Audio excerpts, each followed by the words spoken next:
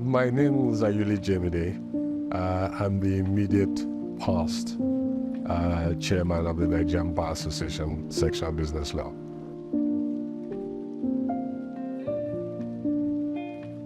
Well, I mean, I think I had my targets.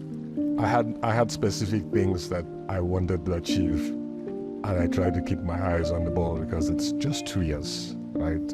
So first and foremost, I wanted to raise money for the section because I believe that great institutions have cash. Liquidity is part of institution building, right? So in 2 years, I was able to do that. I was able to increase the liquidity of SBL from 30-something million to 208 million. Second thing I wanted to achieve was to bring the next generation of SBL leaders on board. So I tried to reduce the average age of people on council and committee chairs. It took a lot of hard conversations, but was able to achieve much of that. Now the average age of council has drastically reduced, and we're looking for a new crop of leaders. The third thing I set out to do was to try and build strong collaborations with private sector, because I realized that before my time, a lot of SBL engagement was with government and government-led institutions. As a section that leads the commercial bar, business law is first private before it's public. So I was able to engage and build strong rapport with NECA, Stock Exchange, Institute of Directors, and a few. And then we set up something, a three-way collaboration between the SBL, Institute of Directors, and the Nigerian Stock Exchange, which we called the Corporate Governance Triangle. Yes, so things like that. Those were the three top things for me.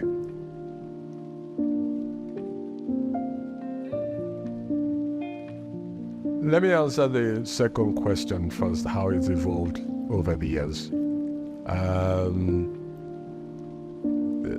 The SBL conferences have grown over the years in terms of numerical attendance, also in terms of the quality of attendees, also grown in terms of the quality of the content. And as the years went by, a separate committee was set up just to look at content and how it's delivered, who should be speaking, from what angle, and that has brought a lot of quality to the content. And while I was chair, I insisted that we would have no pay to speak. So sponsors would sponsor, and they would get other benefits, excluding speaking, right? If we find that there's someone in your team that's knowledgeable on the topic, we will pick that person. But your sponsorship doesn't come with this speaking slots, because I thought what you want is content, right? And you have to divorce content from cash, right? And it was an interesting debate because people thought we wouldn't raise money doing it that way. And as you see from the results, what we left in the kitty, we raised a lot of money, but we curated other benefits for sponsors that they were happy with.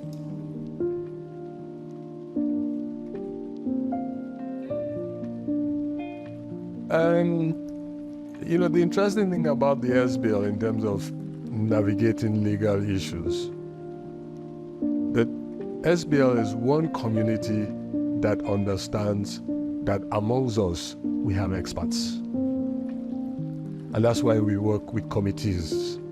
There are over 23 committees that are subject matter committees, right?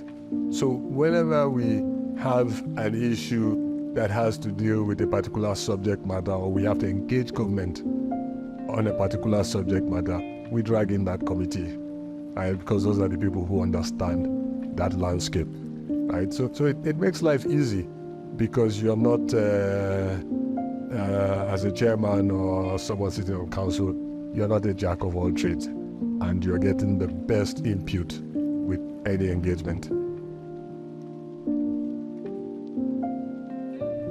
I think, of course, with every position there are challenges. I think one of the things that you realize when you sit in those places is that altruism is actually very scarce. It's a scarce commodity, and even people who think they're being altruistic don't realize that they are actually not, right? So I had to deal with that,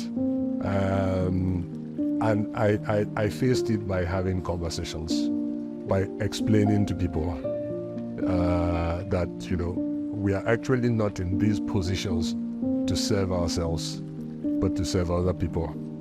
And sometimes there were difficult conversations, but I think one of the hallmarks of leadership is to learn how to have hard conversations in a soft way.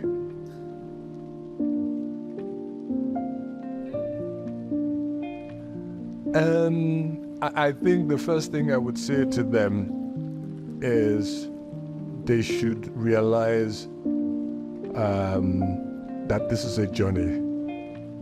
It's not a race, right? Journeys are continuum. Races have an end.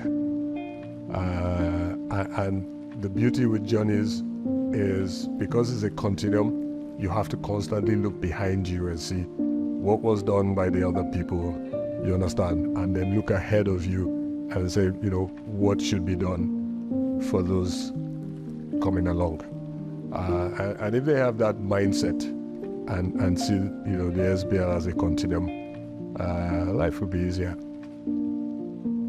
I think that the SBL has thrived because people have tried to build a collegiate environment where there's mutual respect for what each person brings to the table in terms of skill sets. And I think that we've tried to build a structure and we've tried to put some governance in place. What I think is people should just respect that, and SBL will be fine.